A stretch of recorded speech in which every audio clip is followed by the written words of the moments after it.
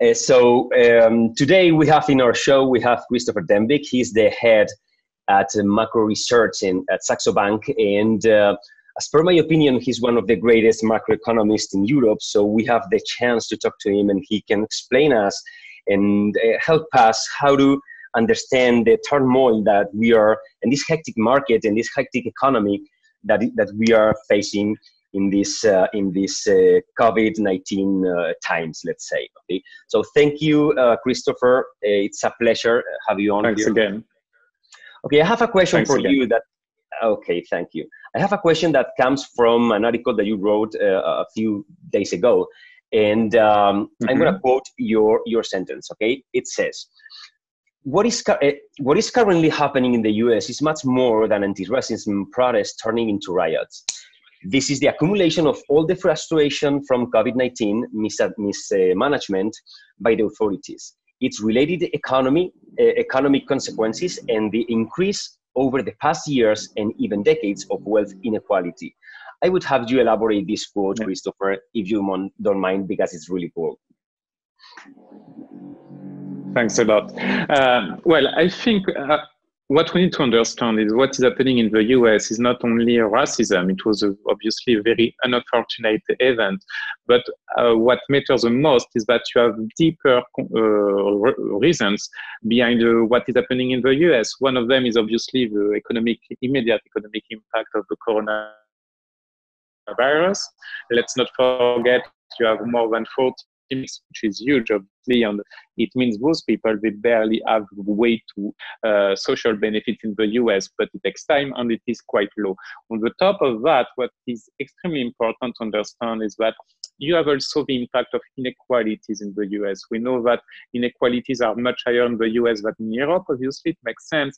Going into that, I was finding you have riots in the US where you have a very high Gini index, which is a way to measure inequality. Matter of fact, it is no coincidence. I mean, where you have a lot of inequality, you have a lot of also negative impact on the economic situation, a lot of poverty. And at one point, when the situation is getting so bad, especially in the US due to the coronavirus, it is not surprising that at one point it ends up in protests and even riots. So what we need to understand is what is happening in the US is also linked to the social system. You have higher inequality, but at one point, it may happen at a lesser extent in Europe, where you will have also a wave of unemployment. So what we need to do is to look what is happening in the US and also to avoid that it will replicate on the other side of the Atlantic in the European Union.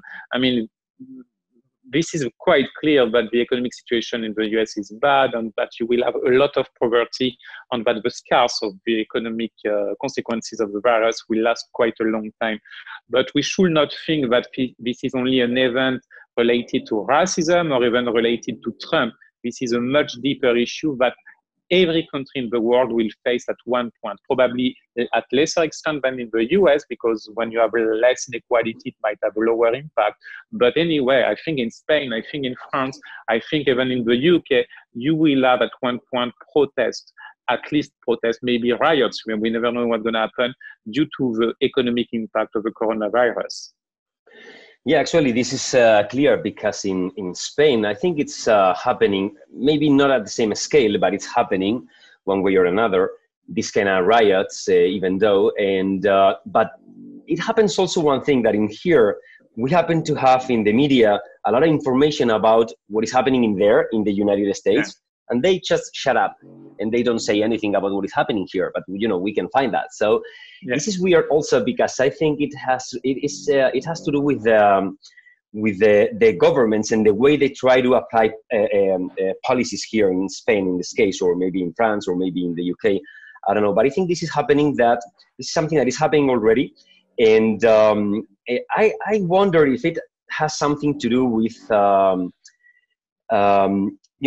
we saw now that the economic indicators are totally, they blew up, and we are seeing, for instance, the initial, as you mentioned before, even in your article, this cumulative initial jobless claims that are just coming down a lot. But additionally, for instance, the S&P is coming up a lot. So even the Nasdaq, for instance. So there's a big difference between the real economy and what the markets are saying. So what's your take on that? What do you think is happening regarding the markets? Why the markets are just opposite? They're just going in the opposite way that they should go. I mean, in a normal way, So what do you think is happening here? Well, this is not quite new. I mean, we have seen that the market has been reacted over the past 10 years very strongly to central bank printing money. And the Fed is printing a lot of cash. The European Central Bank is also printing a lot of cash. Basically, my take is that we are facing a situation, what I call nationalization of the financial markets, which means that you are in a situation where at the end of the day, what matters is not economic statistic. It does not matter at all. What matters is that the central bank, which is becoming a market maker in some market segment, is confirming that it will have an accommodative stance for a very prolonged period of time. And basically, especially in the US, but at a lesser extent, it is happening in with the European Central Bank. The Federal Reserve is providing liquidity to the market, and it is fixing the price. I mean, as of now, most of the biggest central banks, they are buying mostly sovereign bond assets. But we see that, for instance, the European Central Bank is also buying commercial papers. Obviously, the Federal Reserve is even buying ETF. So we are in a situation where the financial markets are not anymore linked to economic statistics. They don't care anymore. And even the market believe that we will face a V-shaped recovery because of central bank, but it won't happen at any time. So all this inflow of liquidity is going to the market, but at the end of the day, it is not going into the real economy, which explains the gap. And I think we are in a period of pretend and extend, which means that central bank, they have no other choice than to keeping a lot of inflow of liquidity in the market, because no one wants the market to fall down. It will have extremely negative consequences also on a lot of companies, listed companies, but not only. So this situation will last, and I think it will get even the gap between the real economy and the financial market will get much bigger in the coming months. This is quite sure, because real economy, what we are facing, it will be a wave of bankruptcies. This is clear. But on the top of that, if you look at the financial market, I mean, most of the investors, they don't care so much. What they want is not to know if you will have a lot of bankruptcies in these economic sectors or what will be the fiscal stimulus. What they want to know is that the European Central Bank, the Federal Reserve, Bank of Japan, all the global central banks, they are stepping in, they are putting a lot of liquidity into the market. So this is the biggest driver of the market. It has been, I think, a key driver over the past 10 years, but nowadays we are in a situation where central banks are just basically market makers. Yeah, actually, it's really interesting what you say, because when we buy a company, we are buying the expected future cash flows. So in that case, what I see is that we don't have problems to access to liquidity, but how about the solvency event in a few months? I think the solvency event is going to be really clear, because we are not going to have access, the companies, I mean, they're not going to have access to cash flows, incomes. So in that case, if we are trying to evaluate a company and we say, okay, this company, regarding its future cash flows, so we can buy at a specific price, having a discount relative to its intrinsic value, okay, it makes sense. But over the last decade, as you mentioned, we have seen that this tons of money printed is diluting the value of the money. So I don't see the traditional way to measure the value of a company is going to work. Or even people say, okay, this is going to happen. I mean, this is not going to happen again. No, I'm not sure. I think in this case, very likely, it's something to change. And I'm not sure if the traditional way to value companies based on the discounted free cash flow is going to work over the next decade. And so this is one part of the question that I want to throw you now. This one part is, what do you think about the traditional way of valuing companies regarding the free cash flow, taking into account that I think there's a solvency event that we are going to face. And additionally, How do you see that? Because the world, in my opinion, is changing a lot. So we are going to face a technology event also, because many companies are escalating technology. So and we see actually that over the past 10 years, the past decade, we saw that the growth companies, the technological companies, they're coming up a lot. So there's kind of this adjustment between value and growth or technological companies. So I don't know, what do you think about all of this? Well, first of all, I think the solvency issue will be one of the key problems in the coming months.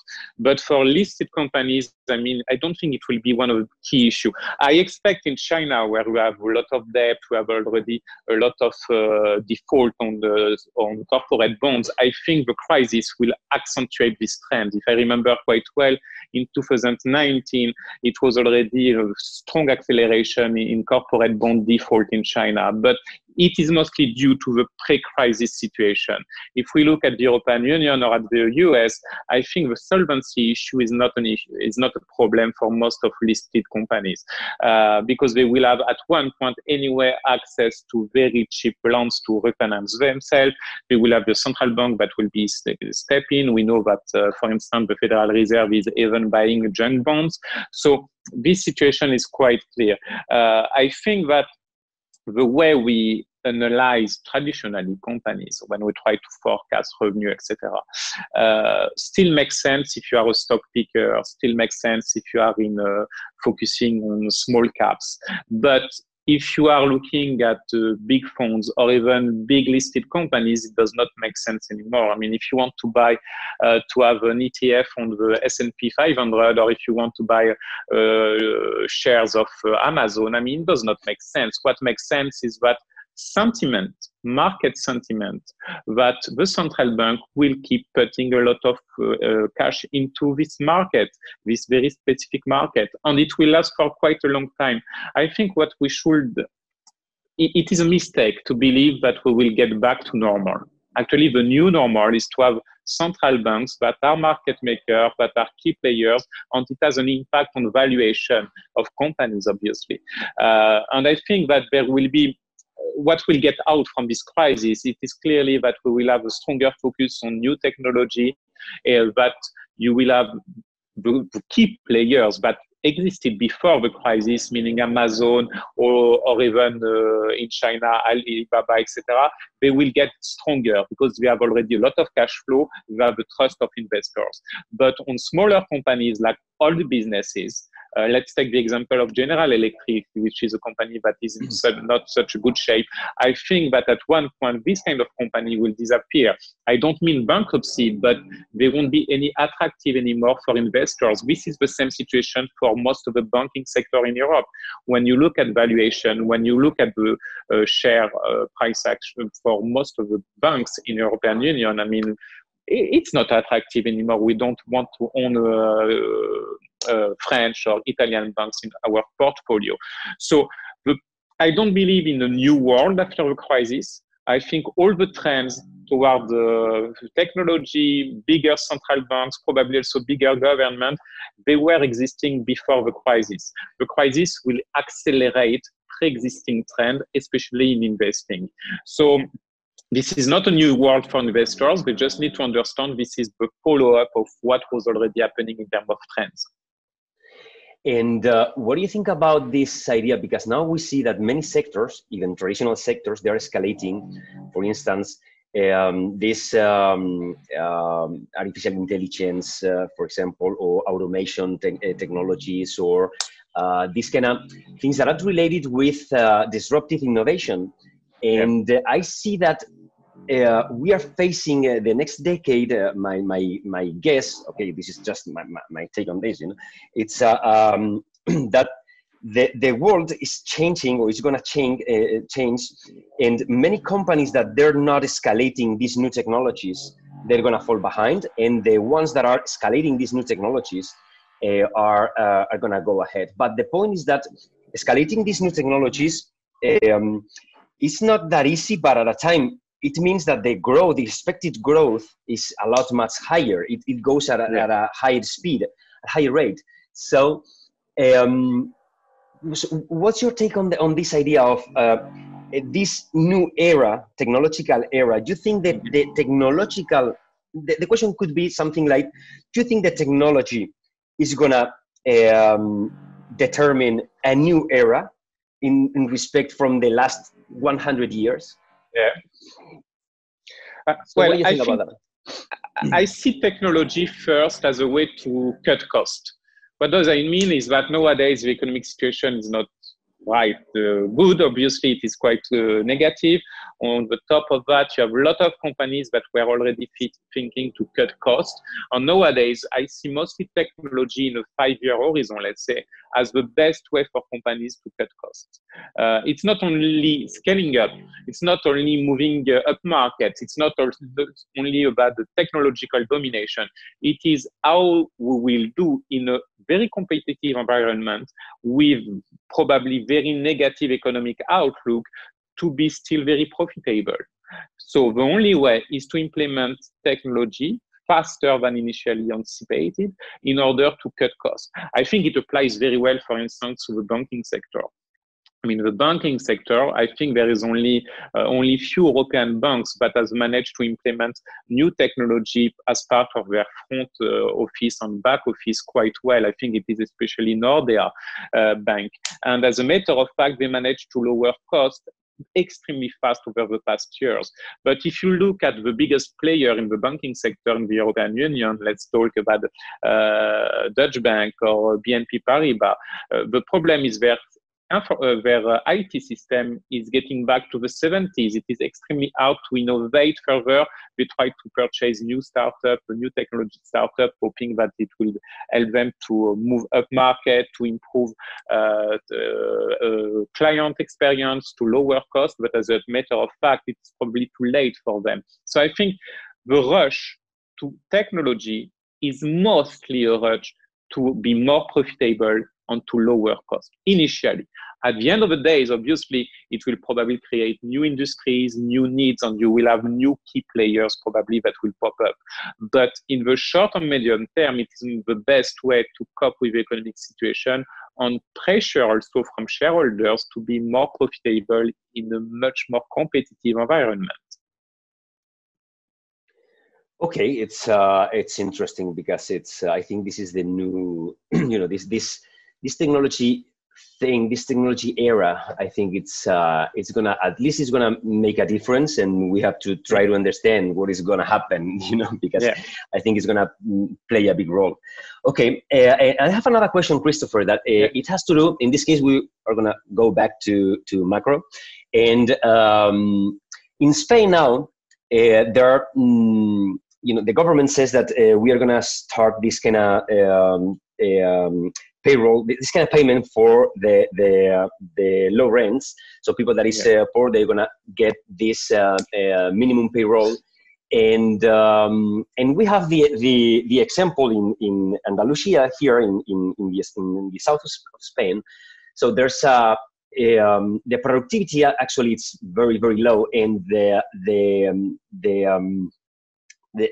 claims, the jobless claims are just of the graphics, of the roof. So, and in this case, what I think is this is gonna, one way or another, so this is gonna escalate all over Spain, because if we do this, so my take is that people is not gonna, it's not gonna look for, if they can manage this amount of money, and they can also even go to get some money extra in the black market. So I think it's enough for many people to manage their life. So what do you think about this? And also we have the example in the United States, because if I'm not wrong, maybe you can correct me, but if I'm not wrong, they put up kind of this payroll that now they're just kind of running. I mean, they want to go a little bit back because this is not working in there already. So what do you think about this? Well, I think it can make sense, obviously, to help broader population to face the economic consequences. But it is, at the end of the day, it's not working so much. We have seen that in the US, but part of the cash handouts provided by the government, they end up by citizens buying shares on the market, on the stock market. I mean, it is probably rational, but this is not the right way when you want to subsidize a little bit the economy. So I think that governments, they need to be much more careful, not being less generous, it's not about that, but being careful. You want to give cash handouts, you need to make sure that it will go to the poorest ones that cannot have access to anything else, and that they will especially not save it, but consume it on a very short period of time. Like a few weeks ago, I was discussing this issue with a member of the French Parliament. And this is a broad idea in French politics nowadays. We need to give cash handouts. But the problem is that if you give cash handouts in France, most of the citizens, since we have a very high propensity to save, that they will put it on saving and they won't consume it at all. So we need to be careful. And I think if we want to give generous cash handouts, why not? But it needs to target the poorest part of the population, and it needs to have a very clear. It needs to be a very clear statement that it needs to be used. I don't know, for buying, purchasing goods, food, etc., whatever you want, but in a very short period of time. I see it as a way to stimulate very fast consumption once the lockdown has been lifted. But it should not be a long-term policy, because this is not the right thing to do. What we need to do at one point, meaning one point in the, I don't know, September, we need to think how we will improve productivity, what we will do next in order to increase economic activity. This is the key part. And we have seen the same situation in a lot of Asian countries. A lot of Asian countries were quite generous with cash handouts. But at the end of the day, it is not used for normal consumption. It should not be used to go to buy Louis Vuitton bags or in order to buy shares on the market. So governments have a strong responsibility to make sure that it goes to the right people and it is used the right way. And it needs also to be clear that this is a very temporary policy, that it should not be implemented each time there is something happening. Otherwise, we need to rethink the role of the government, and we need to rethink what it means to work. I mean, we need to put people back to work, so we need to create jobs. We need to act very fast. Yeah, I'm not sure if in Spain they think that way. Yeah, it doesn't go that way, I think. Exactly. I think this is, I'm not exactly, because, you know, I think they intend to have this for a long period, because it's, I don't know, this is my take also on this, but I think in this case, it's a good pool of people to, it's kind of a cult, you know, so you can have these people and they vote you. So it's easy to manage these kind of policies to get this massive population, you know, leaning on your opinions. So it's something, I think it has to do with the real thing. I mean, they intend to help people, and this is fair, this is awesome, but additionally, they try to take advantage of this at a time. So I'm not sure exactly what is going to happen. I mean, if it is not temporary, we go back to universal basic income.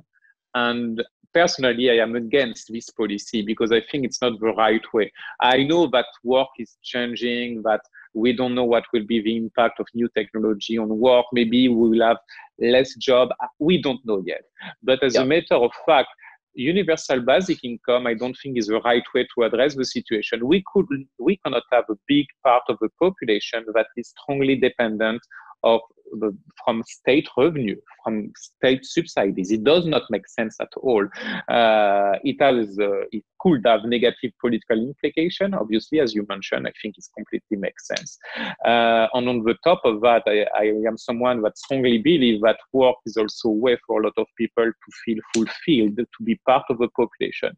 So temporary is okay, but universal basic income, I mean, for me, does not make sense at all, especially in developed countries, in Europe, where we don't have so high inequality, etc. Yeah, I think also the same. Okay, and I have a last question, Christopher, that it has to do with Brussels. Brussels now agreed, you know, I mean, a few days ago, I think they agreed on giving funds to Spain in this case, and in other countries for sure.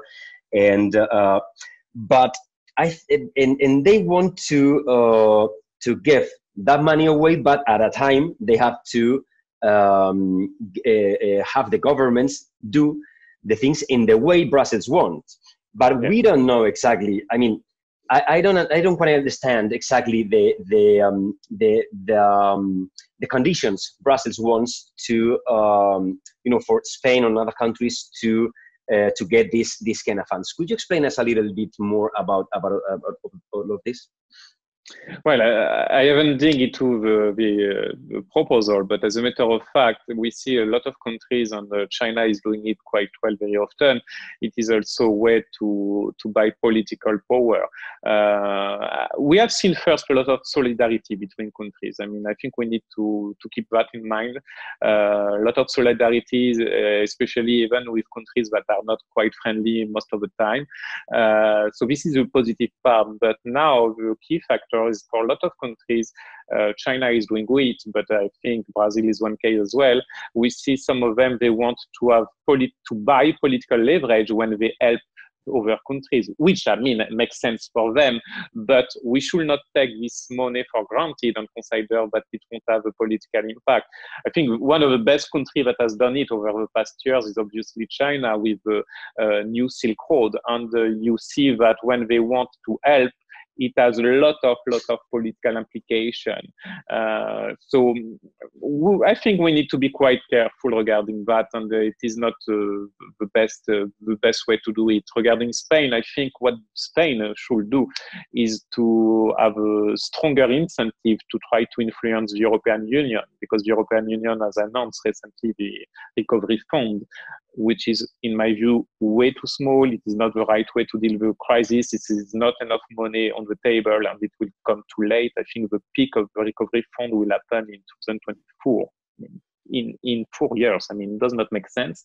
But I think Spain, with other countries, Italy, France at one point, they could lobby further to have a stronger European Union. My view is that nowadays, and this is the failure of the European Union, or member state, I would say, we should have a much stronger European Union to tackle the crisis and to have subsidies to help most of the countries in need. I was looking, because I have a webinar soon with Malta. And Malta, which is one of the countries hit hardest by the crisis due to tourism exposure, they will get on a 4-year period 800 million from the European Union Recovery Fund. I mean, this is nothing. What do you do with 800 million when you are a state and in 4 years? So after I understand other countries want to jump in and try to have some political leverage by helping other countries, but this is also a failure of European Union solidarity at one point. And do you think the European Union will, because this, I don't know, the European Union is like, I see that there are many, there's a lot of solidarity, but at a time there are many conflicts between the countries. And my hope, my wish is that we could go, all of us together, towards a bigger European Union. But do you think that this is gonna happen sometime, at some point, or we are gonna still having this kind of differences between the countries, and because one interesting thing would be, for instance, to have a common fiscal policy, having a common treasure stuff. Do you think we will get that at some point? This is more a forecast. I don't think so. I mean, I'm very pessimistic. I think political bargaining at the European Union avoid moving towards a fiscal union, for instance, which would completely make sense. But we see that we are not moving that way. the European Union is way too slow politically to answering all the issues popping up. And this is a pity, because nowadays what we need is a very strong European Union. We need the European Union can borrow money on the market at very cheap price. We need also to have a strong European Union to face Chinese, but also US competition. I mean, you have plenty of reasons for that. But I am very pessimistic, because I strongly think that most of European Union leaders, even the ones that advocate for strong European Union, like Macron, at the end of the day, they don't want to be deprived from their power, political power. So that's why I'm kind of pessimistic, and I don't think it will happen. We will be always halfway between fiscal union and what we are now. Okay, I'll go cry by myself here in a while. Okay, Christopher, so thank you a lot. It's been a pleasure. Thanks a lot. Hope you want to come back next month, because this is this franchise we are doing. I think it's going to help a lot our audience. So thank you a lot, Christopher, and see you next month. You too. Thank you. Okay. Okay, so we have it. We have it, all Christopher. Okay, excellent. It was eventually it was good. So perfect. We had this. I was just nervous, but no, it was okay. So it's excellent. That's all good. Now we have the solution to do it. Yeah, okay. That's the good way for next time. Exactly, we have it. Yeah. Okay, man. So thank you a lot. It's been a pleasure, actually. Thanks thank you. Thanks again. We will edit the video and stuff, and over the next weeks, I think maybe in 2 weeks' time, something like that, yes, we will release the video. Okay? All good. And I'm going to send you this information I mentioned before about the event and stuff, just for you to have a look, okay? Yeah, all good. Yeah, perfect. Okay, Christopher. So thank you, and we see each other. You too. Take care. Bye-bye. Take care. Bye-bye.